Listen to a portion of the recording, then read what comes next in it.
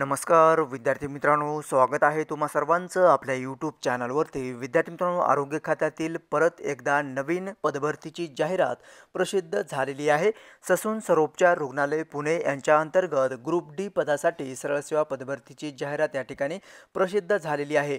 पाहूयात सविस्तर या व्हिडिओच्या माध्यमातून कोणती पदे भरण्यात येणार आहेत, तसेच त्या पदांकरिता काय आवश्यक शैक्षणिक अर्हता ठेवण्यात आलेली आहे आणि अर्ज सादर करण्यासाठीची एकंदरीत प्रोसिजर काय असेल, सर्व बाबी आपण वन बाय वन या ठिकाणी पाहणार आहोत। त्यामुळे व्हिडिओ शेवटपर्यंत पाहायचा आहे। पहा, या ठिकाणी जीएमसी अर्थात शासनाच्या वैद्यकीय शिक्षण व औषधद्रव्य विभागाच्या अधिपत्याखालील मुंबई अधीनस्थ असलेले वैद्यकीय शिक्षण व संशोधन मुंबई अंतर्गत ससून सर्वोपचार रुग्णालय अर्थात जीएमसी हॉस्पिटल असणार आहे। ससून सर्वोपचार रुग्णालय यांच्या अंडरखाली तुम्हाला गट ड वर्ग 4 या पदासाठी सरळ सेवा पद्धतीने उमेदवारांकडून अर्ज मागवण्यात येत आहे। अर्ज सादर करण्यासाठीची मुदत पहा, दिनांक 15 ऑगस्ट म्हणजे आजपासून या ऑनलाईन अर्ज सादर करायला सुरुवात झालेली आहे। 15/8/2025 पासून ते 31/8/2025 पर्यंत तुम्ही ऑनलाईनरित्या अर्ज सादर करू शकता। तुमची एग्जाम जी असेल ते या ठिकाणी IBPS कंपनी मार्फत होणार आहे।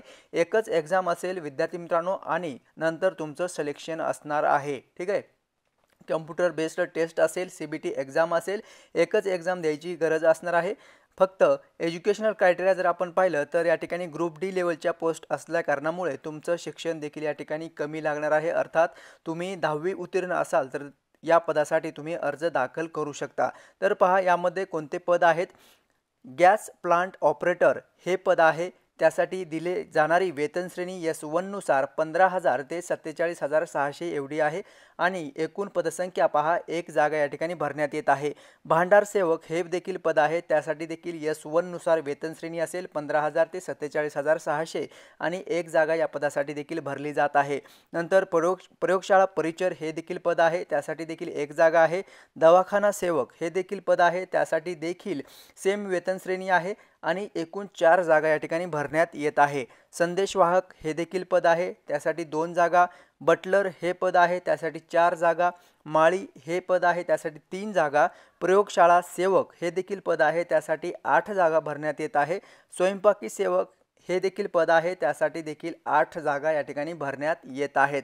नंतर जे काही पद आपण पाहिलं तर यामध्ये नाभिक हे पद आहे। त्यासाठी देखील 8 जागा भरण्यात येत आहे। सहाय्यक स्वयंपाकी हे पद आहे। त्यासाठी एकूण 9 जागा भरण्यात येत आहे। हमाल हे पद आहे। त्यासाठी 13 जागा। रुग्ण पटवाहक 10 जागा। क्षयकिरण सेवक 15 जागा। शिपाईच्या 2 जागा। पहारेकरीच्या 23 जागा या ठिकाणी भरण्यात येत आहेत। चतुर्थ श्रेणी सेवकसाठी 36 जागा भरण्यात येत आहे। आया हे देखील पद आहे। त्यासाठी देखील 38 जागा आणि कक्ष सेवकच्या 168 जागा या ठिकाणी भरण्यात येत आहे। टोटल जर आपण पाहिलं तर 354 जागेसाठी ही सरळ सेवा पदभरतीची जाहिरात ससून हॉस्पिटल अंतर्गत या ठिकाणी प्रसिद्ध झालेली आहे। ओके, सो आपण पाहिलेले आहे आता कोणते पदे भरण्यात येत आहे, त्यासाठी एकूण रिक्त जागा किती आहे, वेतन श्रेणी किती आहे।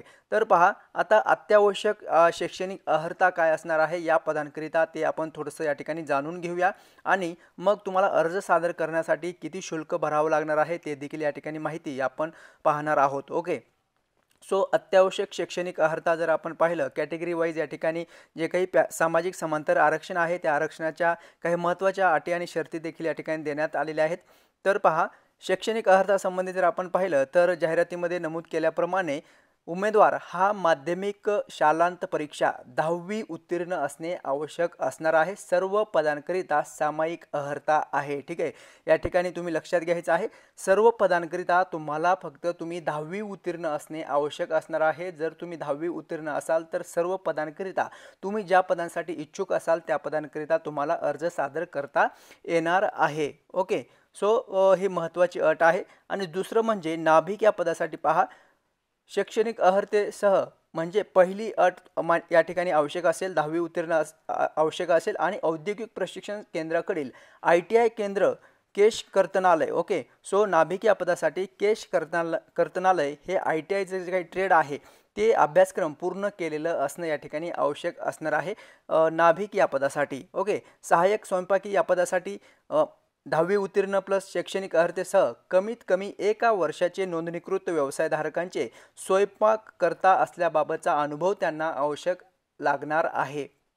नंतर प्रयोगशाळा परिचर हे पद आहे, प्रयोगशाळा सेवक आहे, क्षयकिरण सेवक आहे। या पदासाठी माध्यमिक शालांत प्रमाणपत्र परीक्षा अर्थात SSC उत्तीर्ण असणे आवश्यक आहे विज्ञान विषयासह।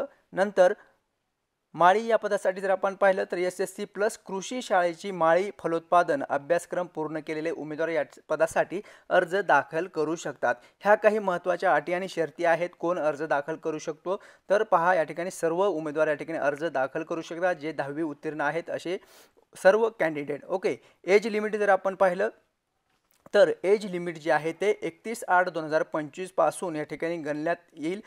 जे काही उमेदवार आहे राखीव प्रवर्गातील उमेदवारांकरिता 18 ते 38 वर्षापर्यंत आणि मागासवर्ग जे कॅटेगरीमधून उमेदवार आहेत ते 18 ते 45 वर्षापर्यंत या ठिकाणी एज क्रायटेरिया एज लिमिट जे आहे ते देण्यात आलेलं आहे। ओके, सो ह्या काही महत्त्वाच्या अटी आणि शर्ती आहेत देखील त्या तुम्हाला फॉलोअप करून नंतरच अर्ज दाखल करायचा आहे। 354 जागा या ठिकाणी भरण्यात येत आहे। ओके, सो अर्ज सादर करण्याकरिता जर तुम्ही प्रवर्गातील उमेदवार असतील तर तुम्हाला 900 रुपये फीस या ठिकाणी चलन म्हणून भरावी लागेल आणि जर तुम्ही कॅटेगरीमधून ओके सो अराखीव या प्रवर्गातील जर तुम्ही उमेदवार असाल तर तुम्हाला 1000 रुपये या ठिकाणी चलन जे आहे ते भरायचं आहे।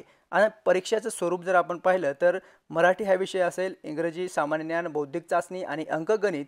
तर या विषयावरती प्रत्येकी 25 प्रश्न तुम्हाला विचारले जाईल आणि 50 गुणांसाठी प्रत्येक विषय जो असेल तो एक प्रश्न 2 गुणांसाठी विचारण्यात येणार आहे। अशी टोटल 100 प्रश्न असतील आणि 200 गुणांची या ठिकाणी तुमची एक्झाम असेल। 2 तास कालावधी म्हणजे 120 मिनिटे तुम्हाला या पदाकरिता वेळ जो आहे तो देण्यात येणार आहे। ओके, सो निगेटिव्ह मार्किंग नसणार आहे।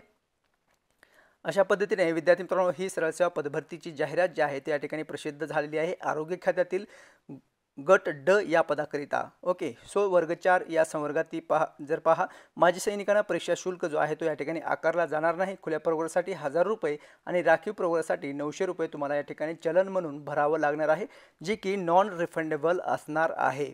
ओके, सो याची लिंक जी आहे आपल्या व्हिडिओच्या डिस्क्रिप्शन बॉक्समध्ये तुम्हाला प्रोव्हाइड केली जाईल। त्या लिंकवरती क्लिक करून तुम्ही तुमचा ऑनलाईन अर्ज जो आहे तो दाखल करू शकता। ओके, सो ही महत्त्वपूर्ण अपडेट होती जी की मी तुमच्यापर्यंत शेअर केलेली आहे। या व्यतिरिक्त तुमचे काही प्रश्न असतील पदभरती रिलेटेड तुम्ही नक्की कॉमेंट्स करून विचारू शकता आणि माहिती समजली असेल तर लाईक जरूर करायचं आहे। तुम्ही नवीन चॅनल पाहत असाल चॅनलला सबस्क्राईब जरूर करायचं आहे। तेव्हा भेटूयात नेक्स्ट अपडेट घेऊन नवीन व्हिडिओच्या माध्यमातून। धन्यवाद।